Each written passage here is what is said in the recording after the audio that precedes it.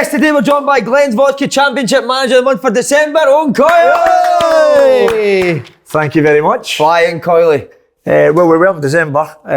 No, it was. I think when you win these awards, I mean, although the awards are really on behalf of everybody. I mean, we've got such a good group here, and it's always nice when there's accolades given out. I mean, Grant Savoury was outstanding. You know very well. Somebody you played with, a young kid with huge potential, and that's what we've got. We've got a young team that's been playing very well.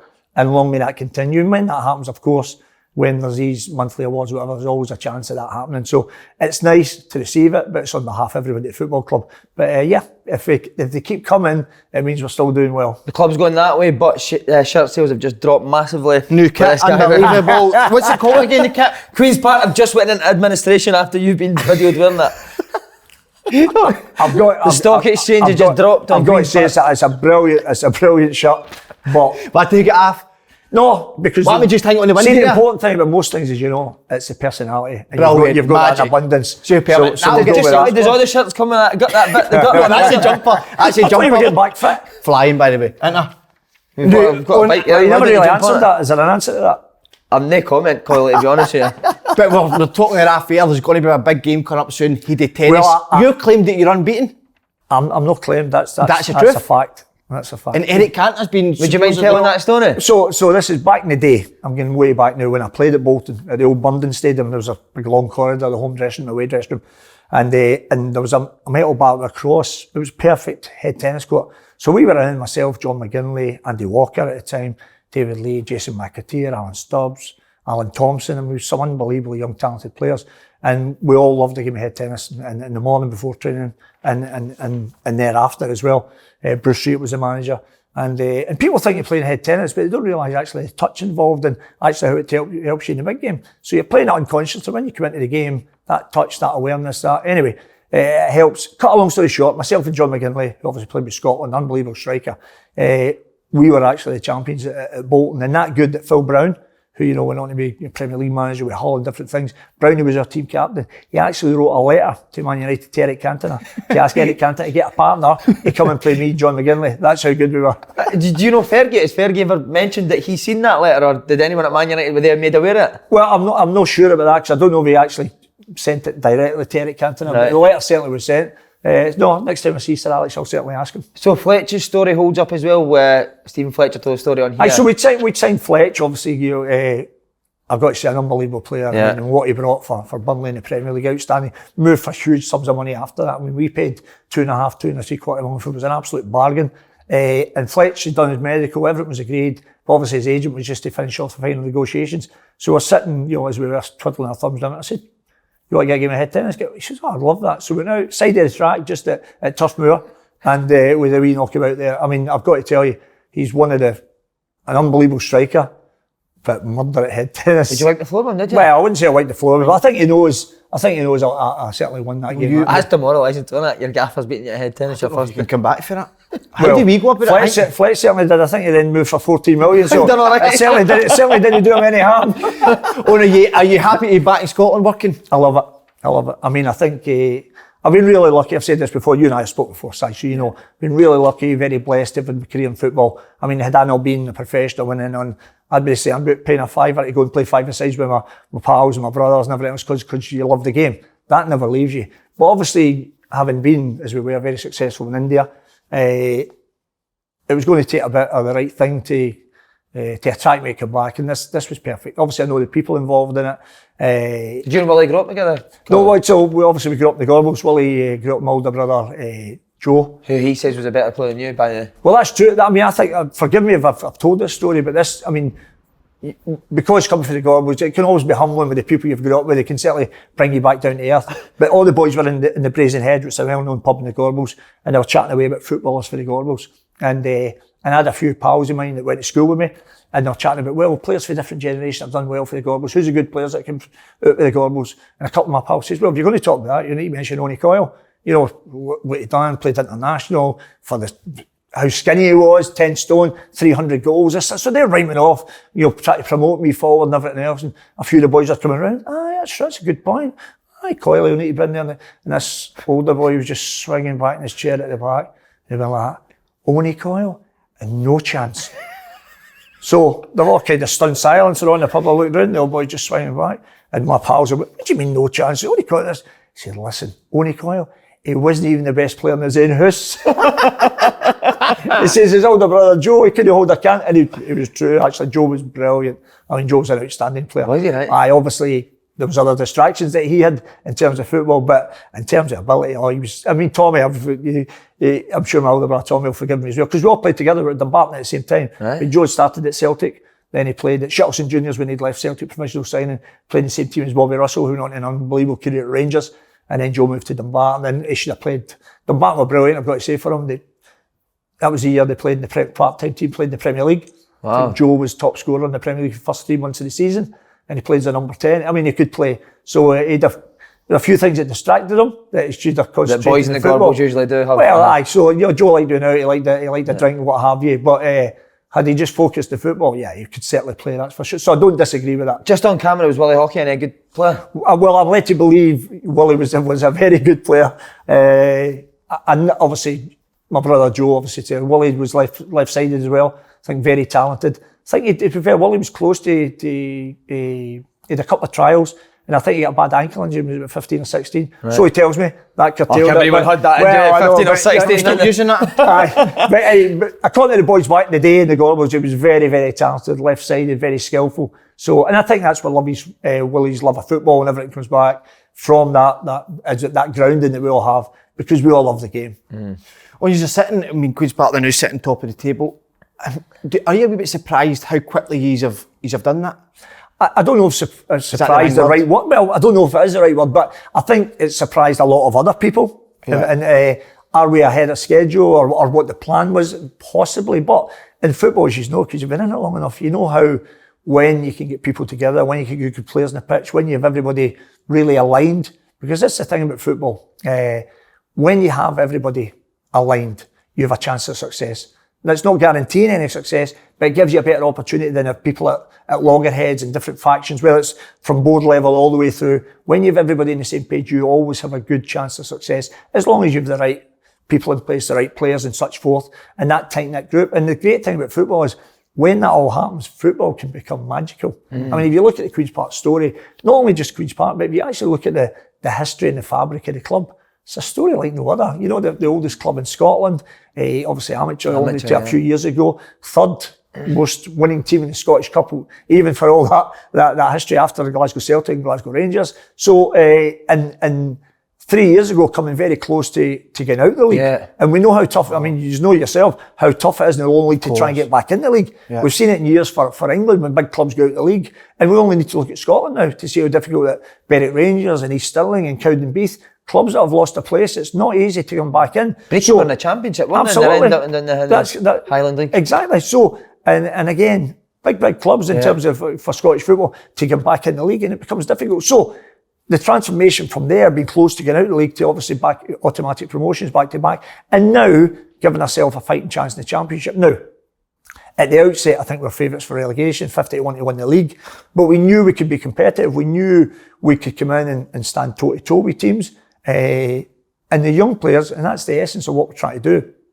It's not about the here and now as much as, you know, something that looks closer than what you feel. And obviously, nobody's wanting it more than us, but we are taking the right steps to make sure there's longevity about this. This is for many years to come, because what we want to do is grow and develop our own young players. We're sitting here now, which is our training ground, and you see it yourself. It's magnificent. It's going to be redeveloped. There's going to be, you know, and that's all geared for these young players to come through to eventually play in our team. Now, obviously, I'm charged with the job of trying to keep us in an upward trajectory, so that when those players do come in and they play, instead of playing 5 and 10 games for Queen's Park, let's play 30, 40, let's play a couple of seasons, so that when you take that next move, you're more than ready for it. Yeah. So that you don't go somewhere to a bigger club and all of a sudden you see all these kids, they go straight back. Yeah, and they're straight back. And whereas if they get some more game time under the belt, they might be better served. I always think back to James McCarthy and James MacArthur. If you think the amount of games they played at Hamilton, they didn't play 10 and 20 games. They boys had played 60 and 80 and nearly 100 games before they moved. And they both went on to have fantastic careers, because I think they were better placed to go for the next step. So I think there's an element of that within us as well. But when those opportunities do come then, hopefully for our young Queen's Park players to go into those careers, obviously then we'll be compensated to the right measure, because hopefully we're keeping the team moving in the right direction. Brilliant. Yeah, I heard you say before about everyone being aligned. I noticed that your sons came on board as well. Yep. When did you decide that was going to happen? Because I know you came in at the end of last season. Yep. He wasn't involved. Well, I didn't decide on that. Okay. So that wasn't, as much as I'm absolutely delighted, that wasn't part of my plan. So obviously Owen has been the head coach of the England amputees for the last 8 years and done an unbelievable job. When he went in there was only north, south, east and west in terms of in England where they played. And his background, having worked at Lancashire Football Association as a youth development officer and then to Blackpool. So then he now has Man City, Arsenal, Portsmouth, Everton, all these teams now have amputee teams. Right. So they put a league in place, and from that he picks the best players to play for the national team. He's obviously no longer that because obviously he had to give that up. So he's done his A licence, he's moving on his pro licence now. So not because he's mine, he's an outstanding coach. I mean, for the ages I think back to when I was that age, my God, he's so far ahead. And again, which I like as well, because I think it's always important, and you'll know this as well, I think it's always important that you have somebody a little bit older than you bounce things off. And equally, I love the fact that you have a younger set of ears and eyes and somebody that's capable, because particularly with young ones these days, they're kind of more on their wavelength, and there's a different thought process that they can bring to me and say, okay, yeah, that works. So it's very much a coming together in that. But my point is that he came and watched a few of the games towards the end of last season, and everybody, Willie and everybody was struck by obviously his quality and everything else. Yeah. And part of the plan was always that I'd have a young coach. That's what, just going back to what I said, I felt was an important part. And when it was suggested, well, what about Owen? I went, well, that's for you to have a conversation, not for me. So he came in, to be fair, he came in as the head coach of Young Queen's Park, which is our reserve team. And he excelled, he was outstanding at that. And obviously within that, John Potter, who we had last year, Potts had went to take over at Kelty. So there's an opportunity for that first team coach to come in, and it's been seamless. He comes in, we give him, I mean, you'll see he's out there coaching on a daily basis. Sandy's brilliant with him. Sandy being a bit older can mentor that and allows me to stand back and just oversee things and let them get on with doing that. So it works really well. And do you ever argue in the house? Well, we argue all the time, but that's the beauty of it, because it's the same as Sandy. I wouldn't have anybody, it's just, and you'll have this, your own experience as you go. There's no point, Simon, just if somebody that's going to agree with you all the time. Yeah. You need that, somebody to see something different. Ultimately, you'll make that final decision, but you need to be made aware of different things and different, everybody's a different flavour. There's a certain type of player that you'll like, won't there? And there'll be other ones that, well, maybe you need a wee bit of this. So I think it's important when your staff bring that to you, and ultimately you look at teams and different things, and then ultimately you'll make the final decision. That's what you're there to do. So that's how it works here. Hearing your dad do something about you, so usually naked when you did it. I was going to coaching with my dad there. Aye, might not be a bad thing. Aye. Or how have you found it at playing at Stenhousemuir this season? Has that been difficult, or coming away from sort of the Hampden or Lesser Hampden? Well, first thing I have to say is to Stenhousemuir, thank you, because They've been great. They've been great with us. I mean, I've got enormous thanks and gratitude for that.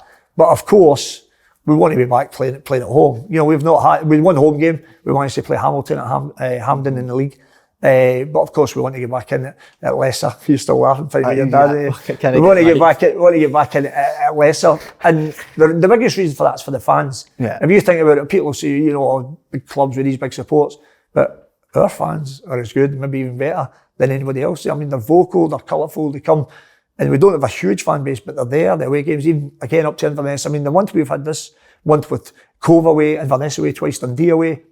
And they're there each and every game. So I'm desperate for us to get back for them. If you think about it, that's nearly 3 years now. They've been on travels, Falkirk Stadium, Firhill, Stenhousemuir, and yet they keep coming, keep getting behind the team. So yeah, that's so, and it's nice that we've been winning, particularly for them.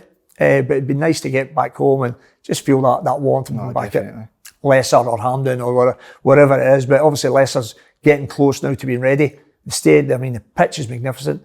And the sooner we do that, the better, particularly for the fans. How have you found? Am I right in saying this is your first time managing the championship, or were you at St Johnstone when you first? So I won the long time ago. Yeah, I won the championship. Me and Yogi, right. We won the championship as player co-managers of Falkirk. Right. We were player coaches, and Ian Have Colley. you seen an improvement since then, Collie? Yeah, absolutely. I think the game's certainly moved on. The game's faster now. The pitches play faster. The players are faster. Just it's a natural thing. If you look at, if you go and look at the sprint champion of the world, 100 metres, They're getting faster all the time. So obviously everybody else getting faster. The game then becomes faster. Then the decision making has to become faster. So everything, people might sometimes, as they like to do, because wherever you go, there's always going to be, people that want to run the game down and, decry the game or the quality's not as good as this and that. I can assure you, if you've been in the game, everything's got so much faster, and that makes that decision making. And that's really the key, Simon, as you know, that because you've been where you started in your career and everything else, people play at the highest level because there'll be boys down the levels who get the same ability and everything else, might not have the same pace and power, and ultimately they might not have that final decision, because that's what makes good players. If you separate, that final decision, you work 100 yards to get the pitch, somebody can pick a pass, finish it, that's what gives you a good career. Being all the other attributes, but make sure you make a key final decision. I'm fascinated with this. How was your time in India? We loved our time in India. It was challenging because... How did that come about, sorry, Owen? I'd been offered a job in India many, many years ago, and I turned it down at the time. It was the right thing to do. And then this job came up at Chennai, and they were weren't quite halfway through the season, but they had a really slow start to the season and bottom of the league. And I got a call, would have been interested. They said, well, listen, there's only 11 weeks of the season left, but we just want to get a wee bit of respectability and show it. So I watched a couple of the games, and there's some good players. So at that time, you're allowed to play five foreigners could take the field, which meant obviously 6 Indians played along with them. And they had a couple of Brazilians, and I watched the games, and they'd lost games, but narrow margins, and games they could have won. I thought, I could actually win some games with them, it'd be enjoyable. And true story this, so Sandy just did this, I've got 2 grandchildren, Willow and Woody, but Sandy just did his first grandchild the day before, Orla, little girl, beautiful. So I'd phoned them and I said, Sandy, congratulations on Orla being born, your first grandchild's amazing. You have your own kids, think it doesn't get any better, and then his wee grandkids come along, it's amazing. I said, you'll love it. He said, thanks, Coyle, I'm so excited. Me and Karen were really, hyper excited. I said, brilliant. I said, well, I've got you, fancy coming to India? And he went, what? I can't even think about India. So anyway, at that time, he said, no, I can't. I said, it's fine.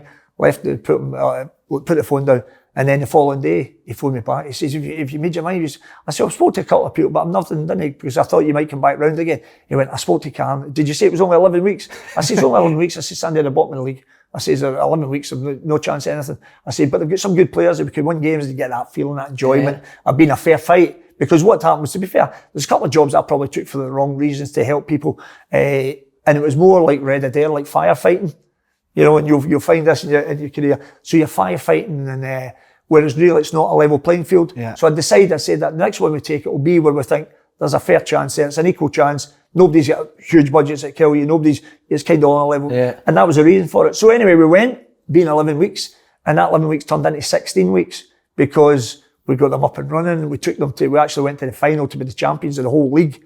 And we actually lost the final in a game we probably should have won, but the improvement was incredible. And the same group of players, we weren't able to sign any. It was the same group we had that was bottom of the league. We got them up, we got them playing. The other thing which I loved, and it kind of suited me anyway, because draws were no good enough. We had to win nearly each and every game, which how I like to play. I like to play to go and win. I like to go, and we like to go, and we like to be on the front foot. And of course there'll be drawing games within that. But the premise is we're getting out to win games, and you get your belief and everything that you're going, and the players buy into what we're doing. And that's what happened. And obviously we went an unbelievable run at Chennai. They then offered me, obviously, your contract to stay on, as did a number of clubs. Because the thing over there, those games were live to 81 countries. There was a game every night. Right. So the way it's set up, it's quite a clever way they set it up. And then anyway, I got offered the job at Jamshedpur. The challenge then was that's when COVID came.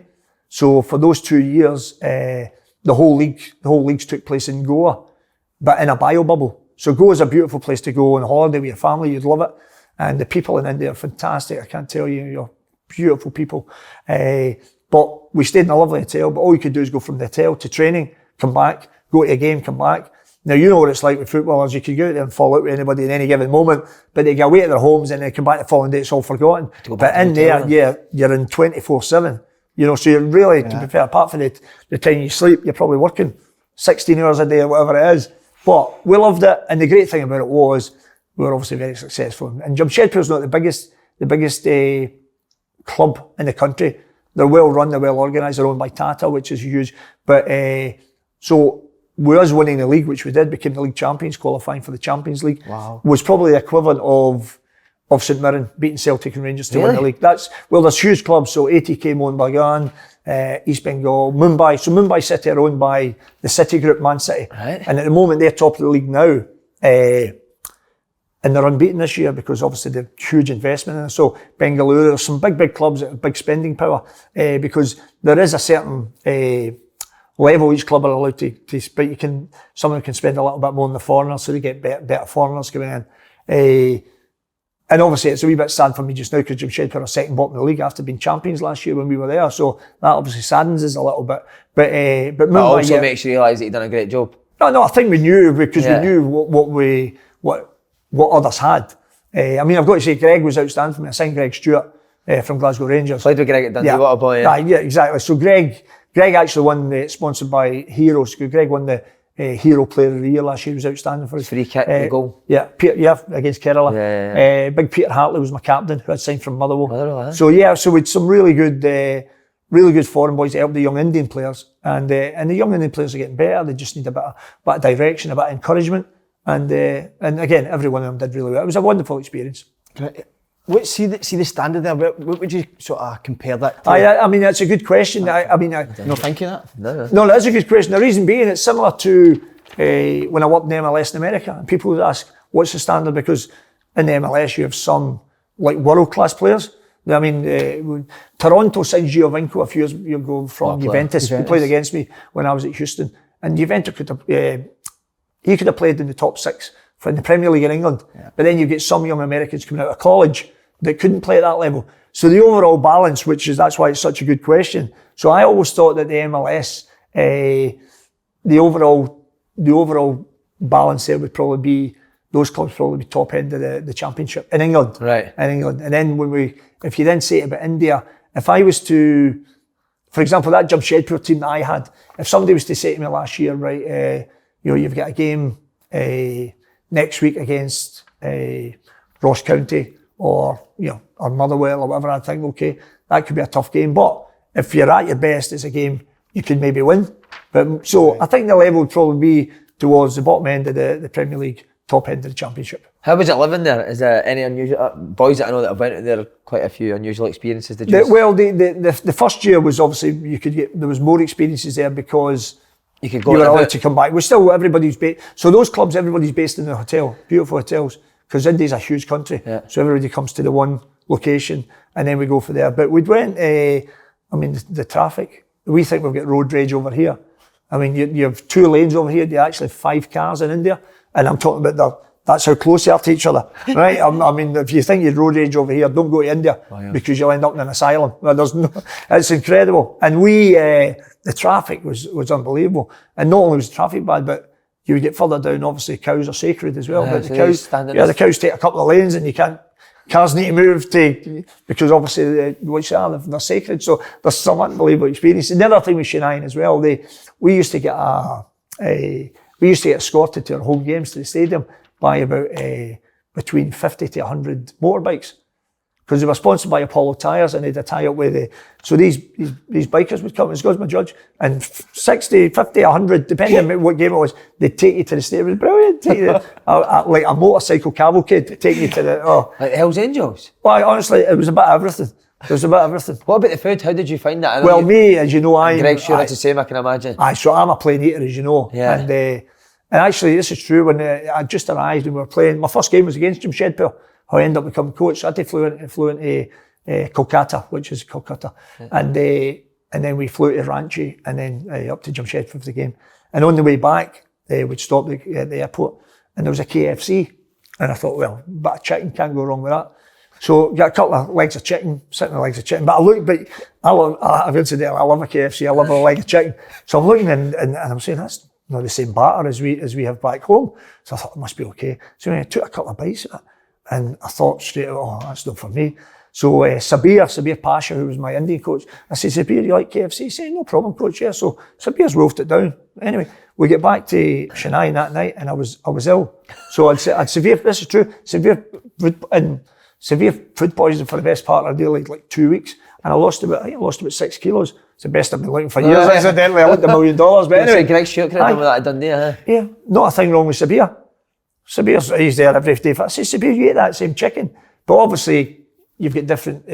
metabolism. Exactly. If I think when we grew up in the Gorbals, if I died that chicken, I'd probably been all right. So anyway, cut a long story short, and to be fair, they were brilliant because they ended up taking me to see the specialist in the hospital, who was the top guy, and he looked at it and says, "Oh, Owen, take this stuff." Took it within a day. I was back to it. But so from that point on, I just ate totally plain. Eggs, dead, just plain stuff. Didn't take any chances. Sandy likes a wee bit of curry here and there, but I just wasn't taking any chances after that. It's not worth it. I could listen to that stuff all day. Do you love that? When did you first? But People having the shit? I've got to say, I never tried it. But they swear by the street food.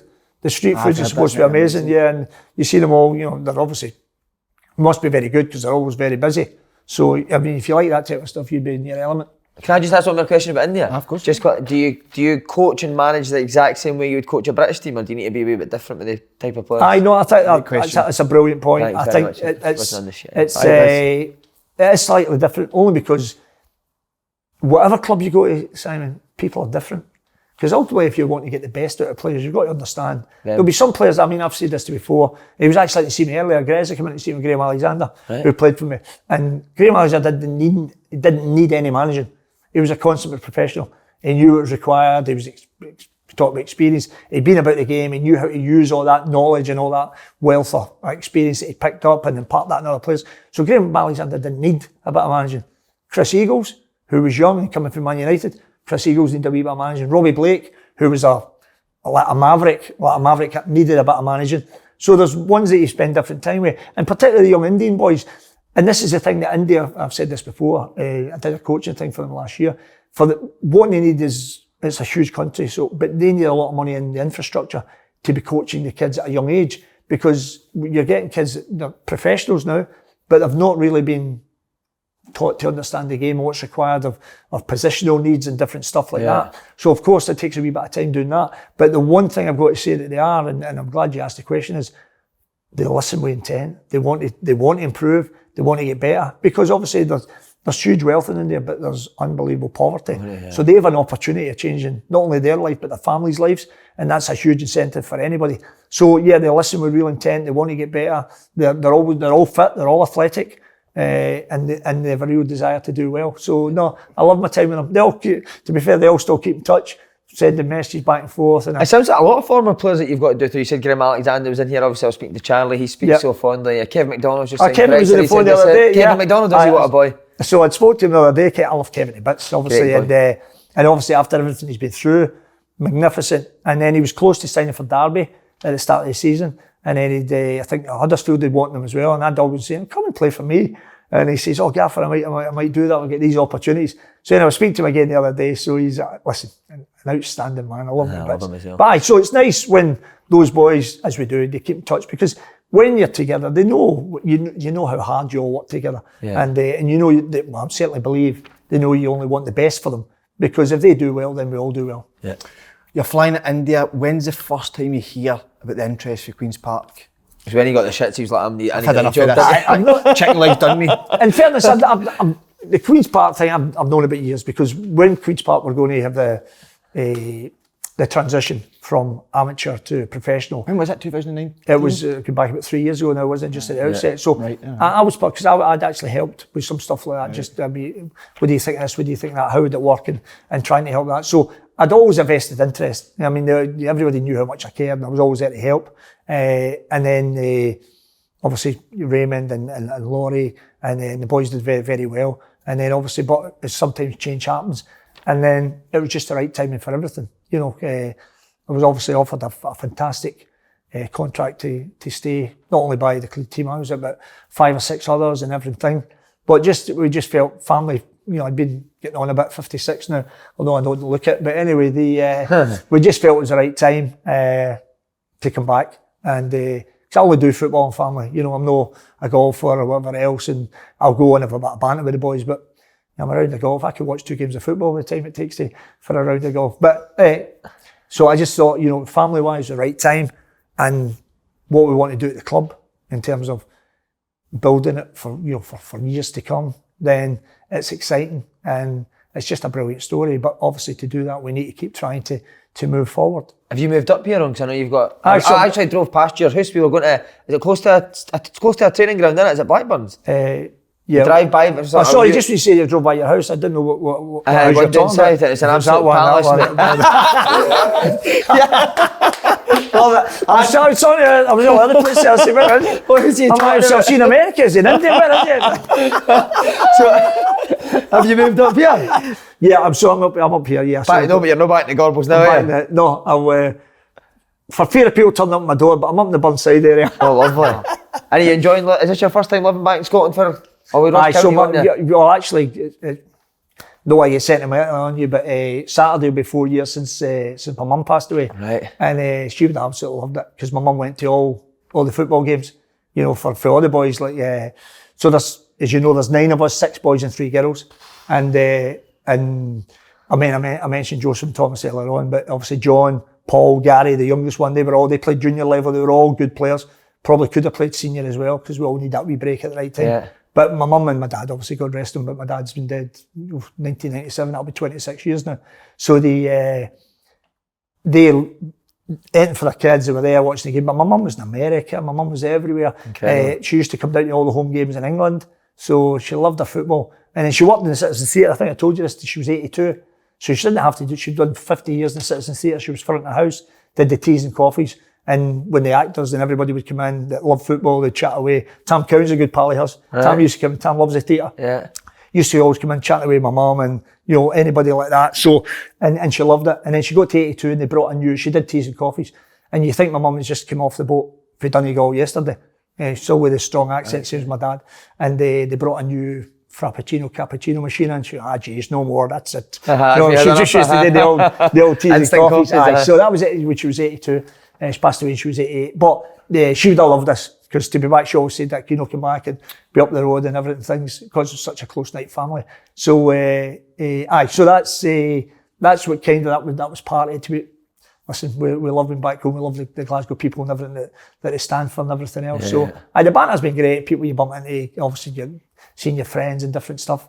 And it's been very, very good. Was it invaluable coming in the end of last season? Because I think there was rumours you had taken over, but some people say it was going to be the summer. But did you want to just get in and assess the squad? What we did is we obviously had to come in. That's exactly what we had to do. We had to come in, look at that, oversee, right, what do we need? And that was hard as well. So, I mean, you'll think, obviously you're just starting out and young and you'll be in the game for many, many years, because without giving you praise when you're here, I know as well, I spoke to Jimmy Mack, thanks to all of you, I know you get a brilliant football brain, I've seen the stuff and what you'll do, so you're going to be very... What you done the drink? I know, I don't, but anyway, so, well, you did tell me to say that, didn't you? So, anyway, but the thing about, the thing about that is, you know, as you do that, moving forward, I can't remember what we're going to be talking about there. But you coming in last season? Aye, so the thing is, that's why when the club get promoted, and I knew from looking at that, there's some really good boys there. I mean, boys personally, that I really like personally. And if you're making decisions on who you like, you'd have kept a lot of those boys. But there was 10 of those, I think it was 10 or 12 that got released. Not because they were bad players, nothing could be further from the truth, because you're taking the next step to evolve. Because what we had to remember is that same team, and it goes back to your point earlier on about, did you think you could be doing as well as you're doing? No, that same team finished 27 points behind Cove and 21 behind Airdrie. Not over 4 or 5 games, over 36 games. So to take the next step, there was stuff. That being said, we kept, you know, ones that were under contract and 1 or 2 that we kept on. The team that's played recently, 7 of that team were here last year, but we just, because they're young, hopefully we've made them better. And then within that, because the myth at the moment is about, Queen's Park are spending all sorts of money in this team. Nothing could be further from the truth. I think we get the same budget we had last year. What we did is, instead of having a huge squad, which they had, we've reduced those numbers for 2 reasons. One, we've used the money, I think, to hopefully get better quality in that respect. But equally, we've reduced the numbers so that we have a pathway for the young players to come through. Because if you're top heavy with first team squad of 30 players, how's a young kid supposed to break through? So that's how we've streamlined it, so that when that special player come through, they move in. We've already had, you know, young Lennon Connolly at 16, making his debut. Young Cammy Bruce has been about the first team as well. Young Aaron Healy, 19, that we've signed from Arthur as well. We were trying to get up at the start of the season. Well, there you go. So, we think so. The challenge we've got now as well, because we signed young Scotty Wilson for Cambuslang last year as well, who scored the night in the Cup.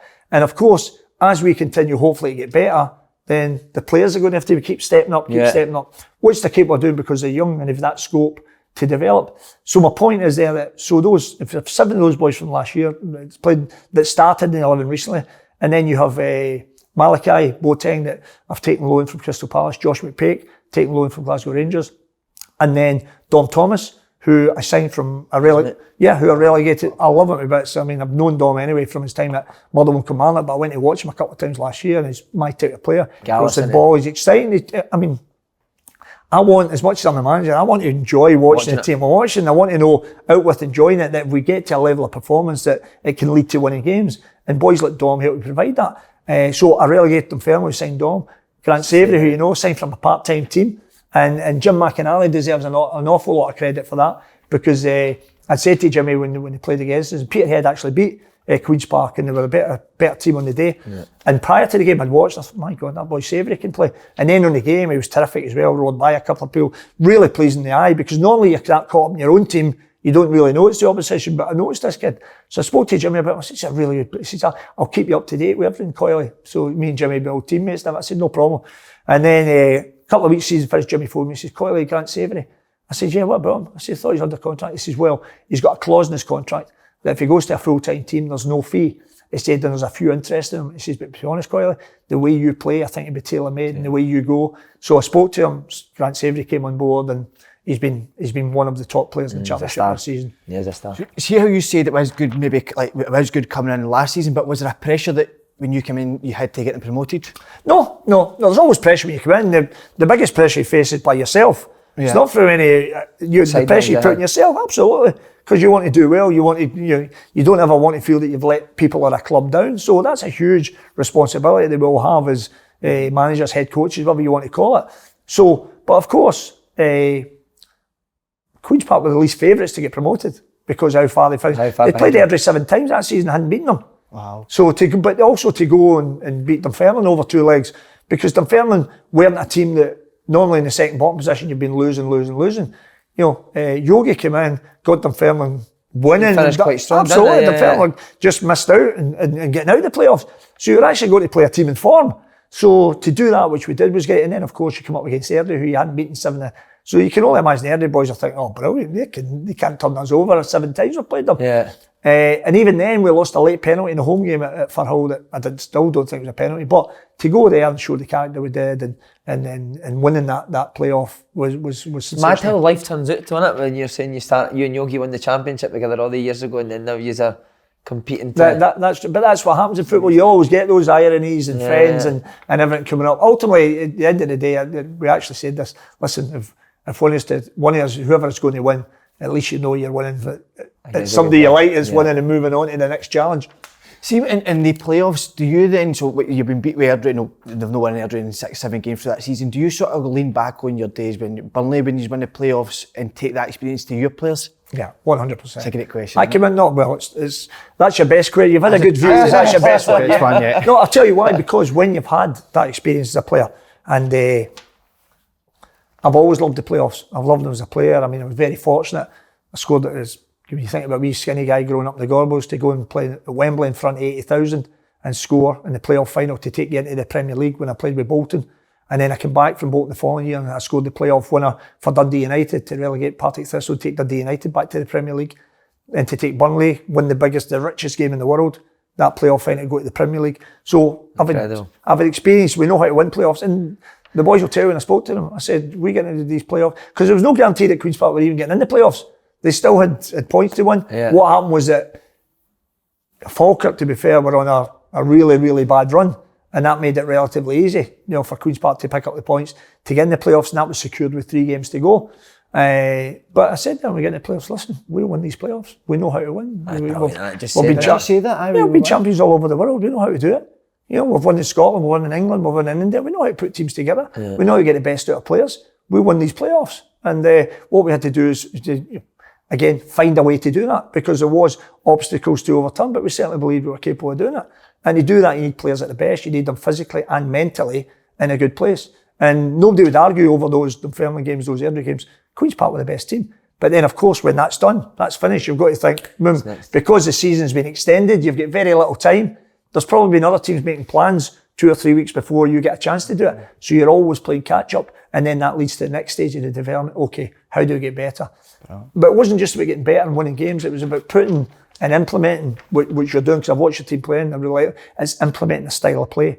You know, something that you think, okay, that's the type of players I want to see playing within my team, and that's how I want my team to play. You know, moving forward for everybody. You know, the supporters. You want the supporters to come and say, I really enjoy watching my team, and they can win games and get me entertained. See, for just us learning as well, going forward, Coyle, as well, see when you got to that Airdrie final, did you use the fact that you'd be beat 7 times before in that season, or did you not even mention it? No, see, and this is the thing, because we all know this, because people say, oh, somebody's your bogey team. No, they're not. That you can't affect. What you can affect is the game to come. Yeah. And there's no, so it's just that focus on that, making sure, and this is the other thing, it's making sure you know who you're playing against. You know your opponents, you know their weaknesses, their strengths, inside out, individually. I always did this as a player when I played, and I say that to my players. You should know exactly who you're playing against. If you're a footballer and you've got that duty of care, you shouldn't be rocking up to play a game unaware of the team you're playing. Yeah. So we make sure they're not. We make sure we go through it very thorough on that. But equally, you should have an individual responsibility to be making sure you're looking at your own stuff. How do I get better? And to be fair, and this is where young ones been brilliant. I mean, we'll put a terrific plan in place, individual programs for every one of those players that sits with them and goes through their stuff. So it's been, So we're trying to be a wee bit innovative, try to think outside the box. How do we make players better? How do we evolve? And certainly that young coach certainly helps us to do that. And do you still get that same feeling, although Burnley, like you say, it was the richest game in football, do you still get the same feeling getting Queen's Park promoted to the Scottish Championship you did Burnley at the Premier League? Brilliant. I get the same feel. We obviously have got a huge game now against Derry United. I thought you were going to say the head tennis, the huge tennis. Oh, listen, no, that's a different thing completely. There's a wee bit of devilment comes in there. Just don't put your head at the net. But anyway, no, because we were talking about it the other week, and I said to Sandy, I said, you think you get older, that would go? I think Sandy says, Coyle, I've got to tell you, you're worse. What then? What you were? But it's just because you've got that insatiable appetite for winning. You want everybody to enjoy what they're doing, and so Brilliant. If that ever leaves you, listen, you shouldn't be in the game if you've not got that. And I remember Ian McCall saying when I was his player coach at Airdrie and then Falkirk prior to him going to Dundee United, and he said, "Well, do you Coyle like a word?" I says, "He says, you're going to have to understand this." I says, "What is that?" He says, "Not everybody's as enthusiastic and as passionate about football as you." And I said, "Well, I don't understand that." I says, "I don't get that." I says, "How could you know?" But I says, "It's the best game in the world." Yeah. He went, "Well, you'll get." I said, "Well, when I come across them, then I'll deal with them in a different way." I said, "But for me, that should just be a natural thing to run about and play football." Of course, it doesn't get any better. See when you won the promotion, sorry to go back to it, see when you won and come up, can you not have even enjoy it, to celebrate, go out? Well, see on that, we all went back to the Burnside, and actually prior to that, that's at the game, and the boys were in celebrating, and which was great. So I went in and thanked them for what they'd done for the club. And then I came out, and I remember coming out, and I think Leanne and Maren were getting in. And said, "You're not coming in?" And I said, "No." I said, "I'll let them go." And the reason for that was I didn't want to be two-faced. I didn't want to be that hypocrite going celebrating. And then I knew in my mind that 4 or 5 days later I was releasing 10 or 12 of those boys. Hard, isn't it? Of course it is, because we're all human beings. We're all emotional. And a lot of the boys I really cared about. I'd have loved to have kept them, but we couldn't, because one, we wouldn't have any scope to bring other players in, and two, financially it wouldn't be possible, and we'd end up with 30 players again, which was against what we're trying to implement, so that serves as well for many years to come, that pathway for young players. I mean, that's crucial to us. Just quickly, what's bigger, the Burnside Hotel or Willie Hockey's house? Oh, well, no, Willie's. You could put the Burnside Hotel in Willie's garage. Probably not. We spoke about how football's changed in terms of the speed of the game, as you said. What about players? How are players still the same as they were back then? Or do you think players are much more dedicated now, much more willing to listen and want to get better? I think players are certainly made, because of what's happened with the how sports science has evolved, how everything's evolved. Players are certainly, there's much more available to them in terms of looking after yourself, your nutrition, your body fats. So that's certainly much more available to them.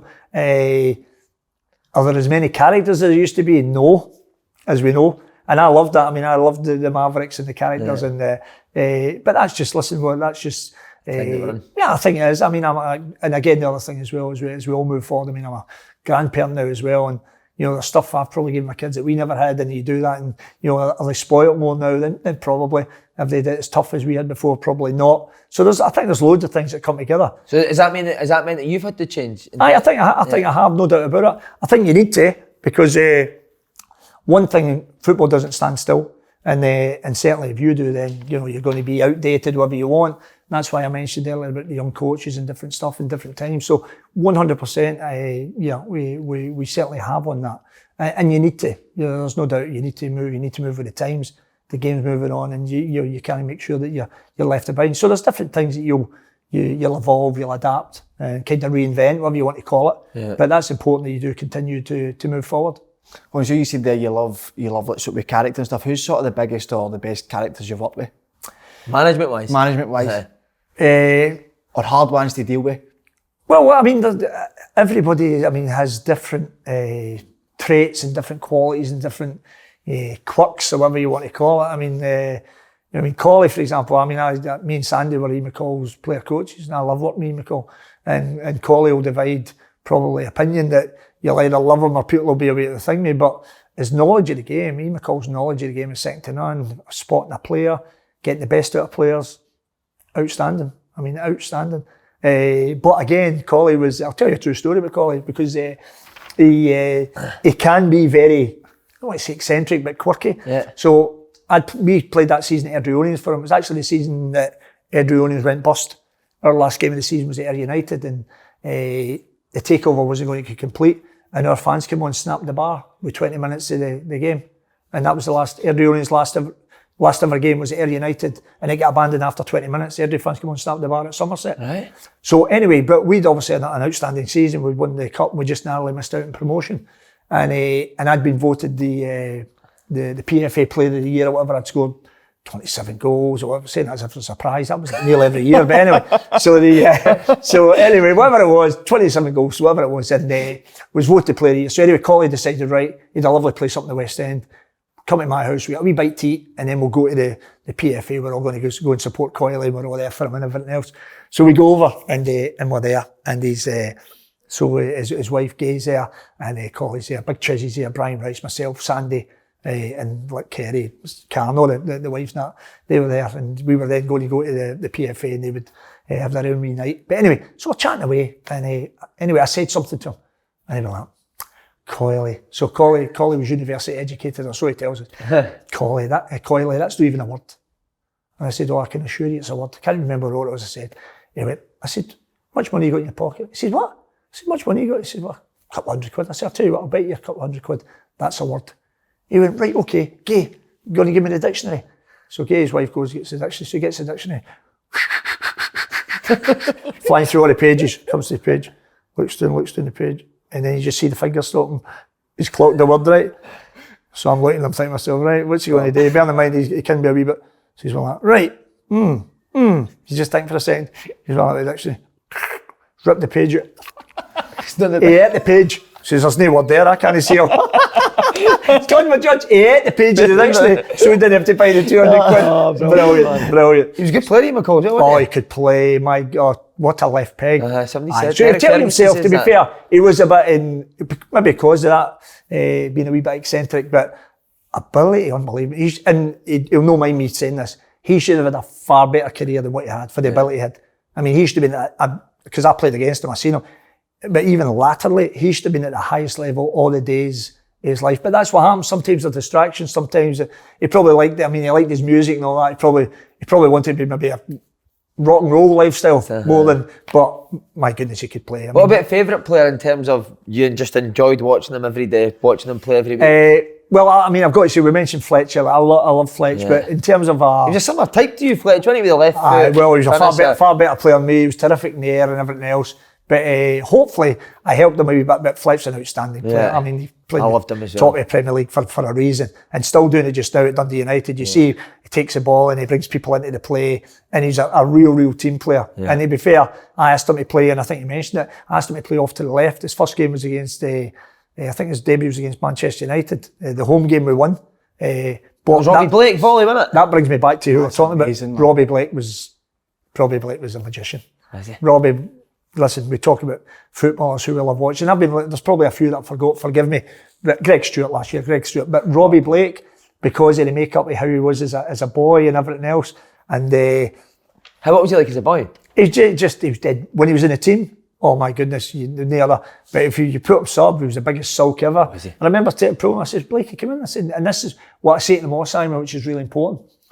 When you're in the team and he's the life and soul of the party, because all of a sudden you're on the bench and you're not, you can't change your character. You can fight with the manager or not be happy with it, but you've still got to be the same boy about the boys. Yeah. You can't change your whole demeanour because you're in the team one week and you're out of the team. I say, the important thing is that you're a team player, and if you want to follow with me, that's fine, but don't follow with your players.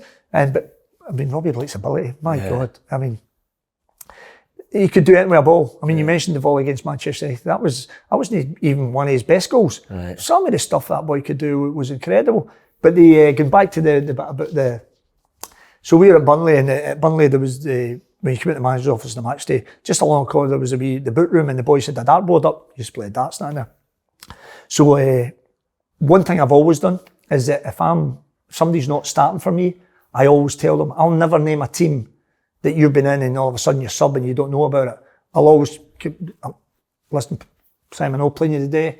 If you want to chat about it later, but just to let you know and give you your place. So I used to say, Sandy, go in and get such and such or whoever, Robbie Blake with it. So anyway, so this started. So anyway, it went a few weeks, and obviously the boys are realising now. So they started calling Sandy the Grim Reaper. That was when Sandy came looking for me on Saturdays because So Sandy says, "By the way, Coyle, you're killing me." I says, "What?" I says, "Every time I get in there, like, oh, there's the Grim Reaper." I says, "Right, I'm going to have to mix this up a wee bit." I said, "So don't get me Robbie Blake." So Sandy goes into the playing darts. Says, "Blakey, Gaffer wants you." So 1:30 this Saturday, he's like, "It's all right, Sandy, tell him I know I'm on the bench." Right? Because he's taking it for granted. Sandy says, "Blakey, get in and see the Gaffer." Sandy, "It's all right, just, you better get in, Blakey, because you break his temper, you know what he's like." I'm like, okay, so he comes in, sit down. I says, "Right, Gaffer," his face was like thunder. I says, "You ready?" He went, "Ready." I said, "You know how big a game this is today, Blakey?" He says, "Aye, I know how big a game this is." I said, "You know one of my best players?" "Aye." I said, "Blakey, when you write yourself, you're the first pick in my team sheet, you're probably the best player. When you write yourself, I need you today." "All right, Gaffer. What do you think was happening?" "Oh, nothing, Gaffer." I says, "Are you ready to play?" "Oh, you better believe I'm ready to play." I says, "Right out, Robbie." So he's doing it a wee spring this step. Sandy's like, "Thank God for that." He says, that Grim Reaper's killed me. But, so we just had to mix up, otherwise it become predictable. And to be fair, he was the best player in the pitch. He was man of the match. Brilliant. Wilshere and Sturridge. We were talking that earlier with somebody called Wilshere, Sturridge, Bolton. Yeah, so again, I mean, I messaged Daniel, I'm no name dropping, I messaged him the other day. He's a good place. I mean, who's that? Who did you message? Sorry? So Daniel Sturridge, Jack Wilshere. So I had two boys at Bolton, and those two, I mean, the two of them would have been, and they did at times show that they're world-class players. Obviously, both of them were curtailed by injury. Jack's now at Arsenal, taking under 18. I seen that. Yeah, so I'd actually tried to get a player for him a few weeks ago, and he tried to help me, but the boy wasn't available yet because he's, anyway, they've got their own plans. But both of them never missed a day's training, never mind a game. And this is the bit you get in football. Sometimes you can be really unlucky with injuries. They too are, weren't they? Oh, they were sensational. I mean, so Jack, when I spoke to Arsene Wenger at the time, and he said, "Oh, obviously, I know he's a good player," but they had Fabregas, Danielson, they had world-class midfielders. They didn't have to play a young 16-year-old kid. So I said to Arsene, "Give me him at Bolton." Because I went into Bolton. Bolton were bottom of the Premier League. And so I went into Bolton. I brought Jack Wilshere in loan from Arsenal. I signed Stuart Holden on a Bosman from Houston Dynamo. American, Yep. And I signed Vladimir Weiss on loan from Manchester City. So no money spent, and we took that team from bottom of the league and we stayed up by 9 points. We went up to 14th in the league. Wow. Never spent any money because the good players, what they needed, and this is no harm in what went before because everybody does things different, but they just needed a bit of lifting. They needed let the shackles off and go and play and everything else. But those two, so my point about Jack Wilshere was Arsene said, "But will he play?" I said, "He'll play every game for me. I think he's half the player. If he's half the player, I think he is." So when Jack played every game, Daniel Sturridge played every game. He was 16? He was only just coming up for 17, Jack Wilshere. And I was supposed to get him back for the following season. And as you know, Arsenal have the Emirates Cup every pre-season. Yeah, played in that. You played in that now? No, that one. Right. So I'll tell you what it was like after. Right, exactly. And you know the quality of teams. You played in it, you know the quality is involved in it. So I've watched every game. With Jack Wilshere, know the player of the tournament. I watched every game and I thought, so anyway, the Monday morning, I see Arsene Wenger, the name comes up on my phone. Arsene, it's Owen. Yeah, I says, Owen. I says, "Oh, I think I know what you're going to say, Arsene." I says, "I watched the tournament. yeah, so I'm going to build my team around Jack Wilshere. Wow. I said, it doesn't surprise me. And he did. And the only thing that stopped that for development was obviously the ankle injuries and stuff that Jack picked. And what an outstanding man as well. Humble, great kid. And that's what happened, because we thought we were getting him back for the next minimum 6 months anyway. And, did you tell for the first day? Totally. Aye. I've told you the story. Just coming and I told you the story with Kevin Davis before. So if anybody's heard it before, forgive me for repeating it.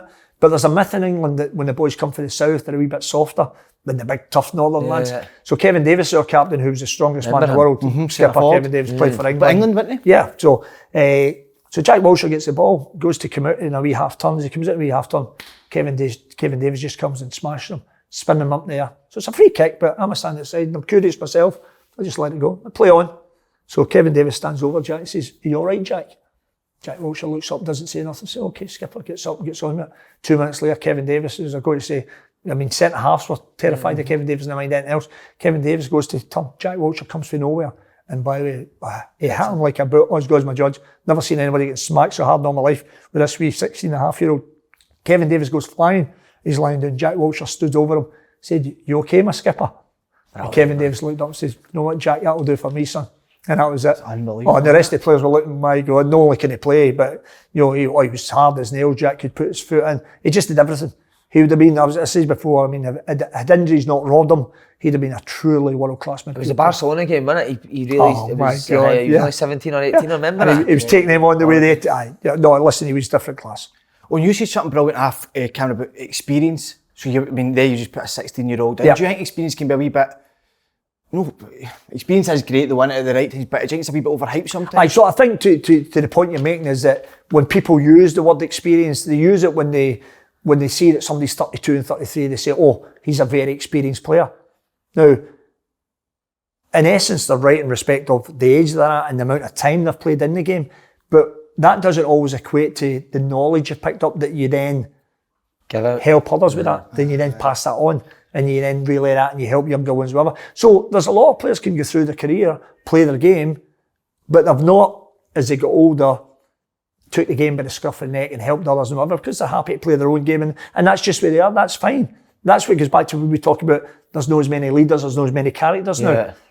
But for that, I use Jack Wilshere as an example. Jack Wilshere played those 6 months at Bolton in the Premier League at such a young age, but he'd picked up in that time all the experience he ever needed for moving forward and helping others, which he did if you watch the way he played and passing it on. So you don't have to be 34 to be termed an experienced player. You can be 22, but you've picked up the game and you're on that pitch and you're a leader and you're using that experience you've already had, because that'll stand you instead for. So it's all relative to what you're doing. Talking about experience, and you mentioned it was Graham Alexander. We actually interviewed Graham Alexander, and to be honest, we weren't expecting, because for the outside, he's a funny boy. He's got a good way. But his interview was, and he spoke so highly of you. Yeah. And one of the things that he said that you would never take money off. You didn't like taking money off players. No. Well, at the end of the day, there's got to be a discipline. There's got to be a discipline. They've got to understand there's penalties involved if they step over the line. And but I'd always say to them, listen, I know how hard you work for your money. I know you've got families and everything else. Don't get to that point that comes into play. And more often than not, I can't ever really say. So what would that line be for you? And is it still the same now? It's still the same. I mean, at the end of the day, for training, in terms of punctuality, that's crucial. Training match days is the most important day of the week when you're getting ready for the game. Yeah. So punctuality is crucial. And then there's other things as well. There's respect issues, there's different stuff. Obviously, usual as you do, have your wee daft things about your flip-flops and different stuff. And, those fundamentals in terms of being punctual and respectful and everything the club stands for, representing the club on and off the park, that's huge, because at the end of the day, you want the club to be seen in a very good light. On that, we'd come up pre-season. I used to bring my teams up to Scotland pre-season, and I brought my Bolton team up, and we were playing St Johnstone. I always used to play my old clubs. I always used to St Johnstone, playing St Johnstone on St Johnstone Saturday. Anyway, we're playing St Johnstone, and we're playing, I think it was Falkirk we're playing, because that was local. We always stayed at the Westerwood and Cumbernauld. Lovely hotel, we were always well looked after. So it was Falkirk on the Saturday, and we're playing St Johnstone on the Monday. So Falkirk being my old team, we played them. And I said to the boys, you can Saturday night out, and then we'll go up Sunday afternoon, we'll do a recovery. So anyway, fair Kevin Davis, the skipper, comes to me and he says, Gaffer, I think we'll leave the night out on Saturday and we'll just get, I says, right, great. So I had a look, because I thought, you're away from your family. They'd been away for 10 days to the US and worked really hard, then they're away again. So I looked, anyway, Hamilton Racing was on that night. So I thought, do you know what? I'll organise the racing for them, take them over the bus, watch a few races and come back to the hotel. So anyway, so I phoned up Hamilton, spoke to them, sorted it, paid it all myself and for whatever was involved in it. And the only mistake I made, I didn't look at the card properly because it was ladies' night, right? So anyway, so we go on with like the private tent, and I mean, they were all there, everybody's smart, not only the guys, but the ladies were looking beautiful. Beautiful, you know, it was pre-season, beautiful summer's night. So anyway, they end up, Kim says, Gaffer, knew about the race. I said, you've got a couple of beers, that's fine. So anyway, the racing was finished for the last race at 8:45. So anyway, got the bus back to Westerwood for 9:15. So I comes back down at 10 o'clock, as you do as a manager, and into the bar, and I'm looking, I thought, normally see the usual suspects, you know, maybe playing like cards or whatever, you know, and I'm thinking to myself, I don't see the Robbie Blakes and the Kevin Davises, and where are they? Anyway, I was waiting that night for a trialist coming in for Lithuania, I remember it well. A big striker was coming in to have a look at him, Lithuanian international. So I'm up to about 3 a.m, waiting for this to come in. And I've not seen the players in that bar, so I thought they must have just all went to the rooms or whatever. I'm thinking, anyway. So the boy comes in. So the following morning, my pal phones me, really good pal of mine, Roger Kennedy. So we grew up together, brilliant boy. So Roger phones me, he says, oh, Coyle, I thought I might have seen you last night in the town. I says, oh, Roger, I was waiting for a trialist coming in otherwise, because I'd said to him, well, I might come in and see you. He says, aye. He says, I said, did you end up in 1 up? He said, I was in 1 up. I says, good night. He says, aye, I seen 5-year boys. I said, what? He said, I seen 5-year boys. Rhymes them up, bum, bum, bum. So the ones I'd kind of, so anyway, that afternoon I was going through to Edinburgh to meet with the Phil Gartside, God rest him, the chairman, the owner, Eddie Davis. Eddie was through in Edinburgh. So I was away, I was in the hotel. So obviously Sandy came in and said to the skipper, by the way, Gaffer knows his pals couldn't, Gaffer, he knows you were out. He's like, oh, you're joking. And Sandy says, the good thing is he's away for a meeting. And he says, because if he comes the day, he'll wipe the floor with you. Yeah. He says, right. He says, Kevin Dave says, I'll go and see him. Sandy says, no, don't go and see him. He says, best thing you can do, tomorrow's Sunday, we're playing on the Monday. He won't say anything the day before the game. You know what it's like. He wants you to pre-season or not, he'll have you in his own. Best thing he can do is perform really well, do well at St Johnstone, and show him that, you were out, but you're still playing. He says, if you get him in a good mood, good chance. So you're like, right, good idea, Sandy, good idea. So anyway, we went out and played the game at St John's, beat St John's 2-0. They were great. It wasn't a typical pre-season game. You thought it was a league game. They got about it and they were great. So Sandy's like, and Kevin Dave said, well, I'll go and see him now. Sandy says, no, just leave it, let him come and see you. Just get yourself on the bus. So they all went on the bus, so I've got on the bus, so I'm raging. I said to Sandy, I'm going on to see them now.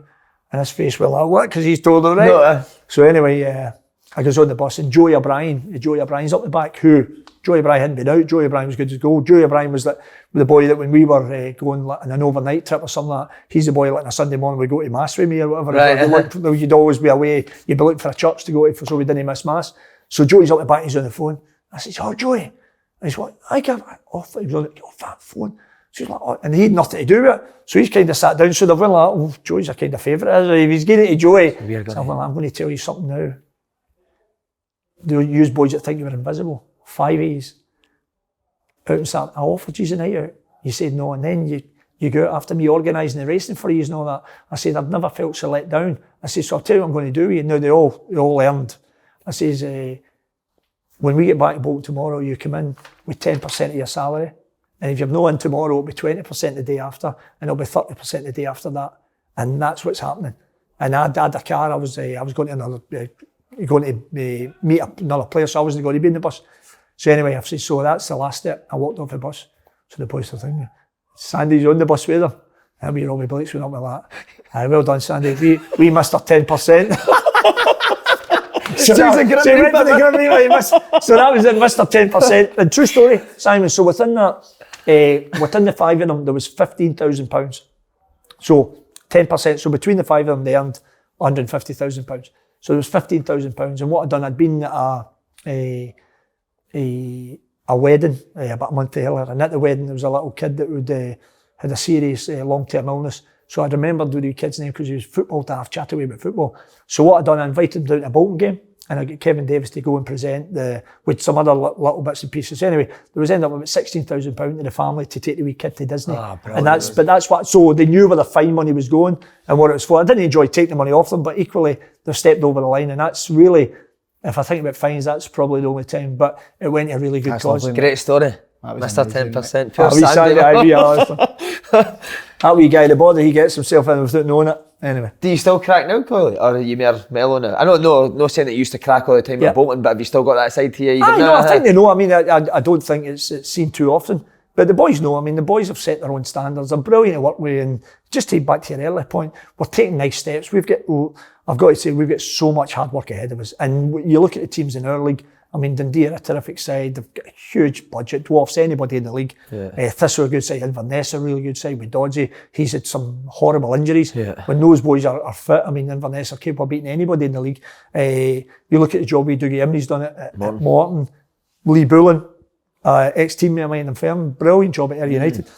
So, at the moment, there's 7 teams that feel they can be in those top 4 places in the league. And then, obviously, Cove at the moment, and Arbroath, and Hamilton, who are now picking up. Because they've had slow starts, they're now obviously starting to pick up. It's such a competitive league. But we're certainly enjoying the challenge, but we've got loads of improvement to make to get where we want to be. And do you still join in training? No. I think we used to do the old, maybe a bit of crossing, finishing and such forth, which I probably could, but because primarily Owen's out with obviously Sandy doing that and I'm able to oversee that, so it's, although if I had to, I'd still probably be the best crosser of the ball at the club. Do you think you would still be the best player here? Not the best player. Technique-wise? Finisher, probably? Well, you remember, I'd never, because, well, you know the story from the start of the season when we obviously I played the charity game at Airdrie, and as much as I've been very fortunate and scored some goals, I can't tell you how good I was that day. I was, honestly. So the game finished 6 each, I scored 5 goals. Simon was good, my judge. 1 goal was better than the next one. First one was like a 1v1 with the goalie, next one's a collie and chocolate, then a volley. It was just getting better and better. So anyway, it comes to the second half and I'm getting a bit tired by this time, obviously 56 now. And the team we were playing, so it was to raise money for Lanarkshire Suicide Awareness. Great cause, 1,500, 2,000 people turned up at Airdrie Stadium. So it was the Airdrie Legends team, the team that played in the European Cup Winners' Cup against Sparta Prague. We're playing against actors and celebrities, on the other side. So Wilshere Bob played, and the boy that sang that shanty song that was playing, and there was different. There was a couple of wrestlers, MMA. There was this, that, and that. Anyway, so they're all playing. So the game was brilliant. 6 each, went to penalties, but within the game, probably about 15 minutes for the end, I'm running up. This younger guy, mid-30s, unbelievable build, comes flying by. As he comes flying by, I thought he tried to slap me in the eye, but it's obviously just the way he's brought his arm round. But as he tried to slap me, he's fell. So as he's fell, the ball's there, but it seems the ball's there. A wee bit of gorbles, a wee bit of devilment. Anyway, I've went to kick the ball, but I've kicked the ball, I've obviously volleyed the boy. So it's a free kick, but the guy's jumped up, right? By the way, you want to see the size of him? Unbelievable physique. And he's, obviously because he's felt me kicking him. I says, I thought you'd try to catch me. He says, I'll do you in. I went, so you revert back to type, didn't you, growing up in the girls? I said, give me peace, pal, you'll not do anybody in. He went like that. So he's went like that. Do you know what? You're not allowed to swear, are you? I said, you ugly bee, right? Ugly bee. Call me a lot of things, but you can't call me ugly, come on, for God's sake.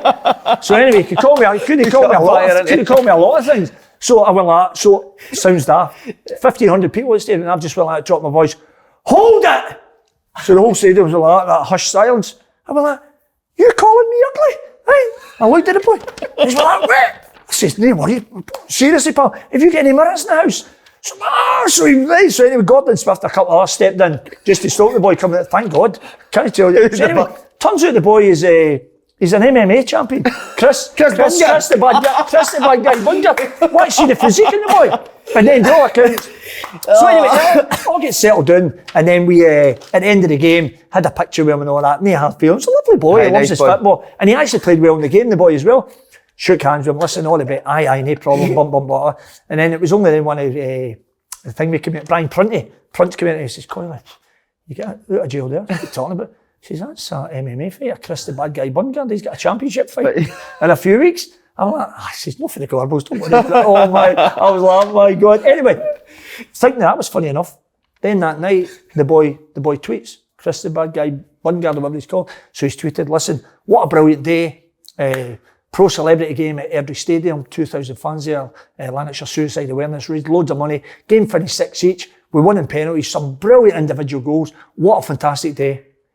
Get it up, you Owen Coyle. I thought he forgot about it, man. Brilliant, man. So, but anyway, Chris, if you're listening, different class, pal. You played really well, scored a couple of goals. All the best. Right. What about, have you got a favourite goal you've ever scored? I've never asked you. Do you remember his goal for Burnley Reserves? Oh, well, that was funny. That was exceptional. Only because, so I was obviously in the Premier League, I was the Burnley manager in the Premier League, and we played our reserve games at Accrington. And anyway, so I'd played 6 games with Jay Rodriguez, only because I was still fit enough at that time that if something happened in the pitch, I could say to Jay, like as close as you are now, no, listen, Jay, this is what you need to do. Because once you told Jay Rodriguez something once, that was it. He picked up on it straight away. He was always going to be a top player. But it was easier to do it then rather than 50 yards away, or the moment's lost and that picture's not there anymore. So I played these 6 games with him. But anyway, this game we were playing together, and we were all up at Accrington for the game. And all the big Sky trucks are there. I said to Sandy, what's going on there? So I don't know. I said to him, what are you here for? He says, it's no often you get a Premier League manager playing in the reserve game. So they've sent us out to cover the game. I'm like, Sandy, no, so I need you go and make a backside of yourself. They're all watching. So, what age were you then? Sorry, I would have been 40. Let me see, 2010. Yeah, 44. Wow. Coming up from 45. Jay Rodriguez actually wasn't happy because I outscored them in the 6 games. But anyway, that's that aside. But anyway, so. They're there, they're filming the game. The ball comes up to me. I go to control it. My first touch, bang, hit my knee. Ball went about 50 yards away. And I'm like myself, that's what they're going to show. Look at this old idiot. The ball's bouncing off you 50 yards away. And at that time, they used to do the blooper of the week. Do you remember that? Was when somebody like an open goal miss or a terrible thing, mate. That was the blooper of the week. But anyway, as it turns out, as Simon said, I get the ball played into me just before half time. Took a good touch, flicked down the boy's head. Another boy came by him and then just reverse lobbed the ball into the far corner. Anyway, it wasn't the blooper of the week. They put it on as a goal of the week. So, from what was going to be an absolute nightmare, it turned out all right. But that was fun. Incredible. That was fun. That's brilliant, mate. I was going to ask you, see any time through your management, maybe if you've left a club, is there any manager you would maybe go and try visit or speak to for advice, or somebody that has helped you a lot? No, I think we always, when we have those experiences, which you do, because that's the life of football. I mean, at the end of the day, not everything's always going to be rosy. You're going to be tested. There's going to be trials and tribulations, and we've all had them. You know, with huge success, and of course there's been disappointments. That goes. I actually feel for young managers, not because you're sitting here now, and I'll tell you why. Because when I started, and obviously with semi-decent or good success, whatever you want to call it, wherever most places where we've been. But a young manager comes in now, and he gets one chance at it. Mm-hmm. And if it doesn't go right, there's a 95% chance that he ain't getting another job. So that's why I would say my advice to young coaches was, when you are going to take that job, make sure you're doing it with good people. Know somebody that you go in, and 3 months later, they pull the rug from under your feet. Because the thing is, the reasons they brought you in should be the reasons that they stick with you. Mm. You know, I've always said as well, Simon, senior manager starts a season, he should be allowed to finish a season. Mm-hmm. Because there's going to be times that you lose 3 or 4 games in a row. There's always going to be those cycles. But not when that happens, somebody to take a knee-jerk reaction in because of social media or whatever. So if it was very clear, if you start the season, you finish the season, all that stuff counts for nothing, because there's no noise will be made because they know that you're there for the full year. Season, yeah. And the important thing is just work with good people that's going to give you a fair chance. Mm-hmm. See, when you see other jobs coming up, such as Aberdeen, I know you're very happy here, but have you still got aspirations to go and manage at the highest level possible, or are you happy where you are? No, I want to be at the highest level possible, but I want to take Queen's Park to the highest level possible. That's what we want to do. We want to continue. Now, it might not be this year, might not be next year, but we'll get to where we need to be because of the steps that we're going to take to make sure that happens as we move forward with the development, with the young players and everything else. So step by step we'll get there. But yeah, that fire, that ambition, that's still there. That's why we came to do it, because we certainly believe it's achievable. And that's what we need to do moving forward. So yeah, I've been very lucky that, I've been offered jobs, when I was in India, when I've come back from India, when I've been at Queen's Park, in England, abroad, whatever. But as I say, I'm really happy here. I love the people I'm working with. I love what we're doing. And then long may that continue. There's been rumours that Hampden's part of any plans as well. Can you give us any exclusives? Is there plans to play at Hampden? Well, listen, Queen's Park always played at Hampden, didn't they? Yeah. And obviously Leicester as well. So I don't know the answer to that. I mean, I'm probably not the right person to be able to answer it. All I would say is, if that came about, then I'd certainly be delighted as well. Yeah. I mean, we had the experience of the 2 games at Hampden with obviously Hamilton in the league and then Montrose in the cup, and it was brilliant.